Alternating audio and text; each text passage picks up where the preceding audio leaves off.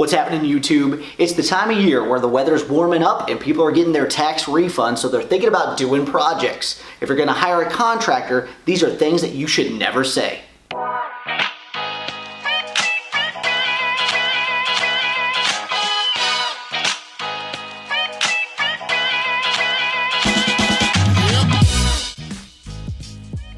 Being laid back is typically not a problem. It's a good thing to let your contractor know that you're not putting all the pressure in the world on them, but if you tell them you're not in a hurry, it lets them know that they can take their time to do the best job possible.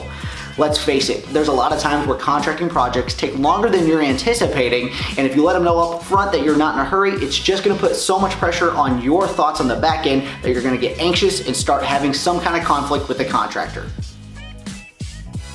You may know a lot of people who do roofing or electric work or plumbing, but if you're hiring a general contractor to come in and do a project, don't offer them contact information for anyone else.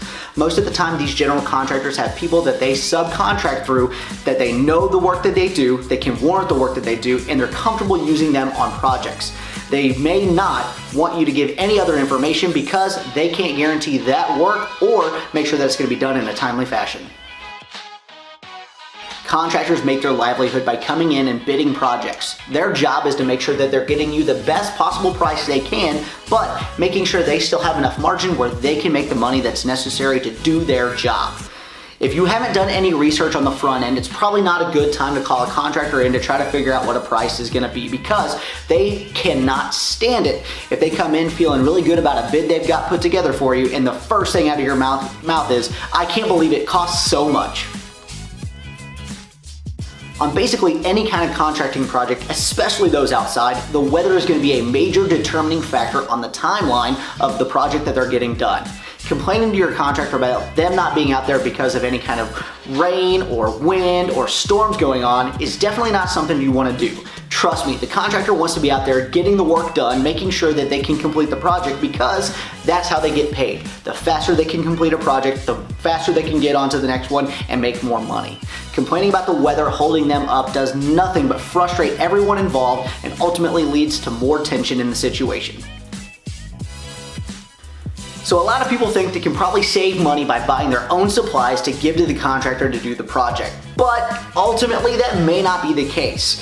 There are some studies that show that people actually end up spending more money on supplies because the contractor may have a deal where they get a better wholesale price on a lot of the things that are necessary before they come out and do the work. Also, contractors have stated many times in the past that when they get the supplies from the person who wants the project done, they may not meet up to code, they may not meet the standards that are necessary to do the project, or they may be really old and unsafe to use. Trust me, you are better off letting the contractor buy all the supplies because they're going to know exactly what they need and they're going to make sure they get the best stuff for you. You may be a man or a woman of your word and your word is your bond, but contractors get freaked out whenever you say, "Hey, you know what? I don't need a contract. Let's just shake on it and we're good to go." You absolutely need an agreement in writing for the work that's going to be completed, the timeline they're trying to hit it in, and the price for the project that you know of everything up front. Having everything spelled out sets all the expectations for all parties involved and is a safety net for everyone if anything goes awry. Thanks for checking out the Aaron Advantage. As always, there's a link in the description box below for the article where I found this information. Let me know in the comments any other things that you know you shouldn't say to a contractor. Also, be sure to like this video and subscribe to my channel to stay up to date with everything I post.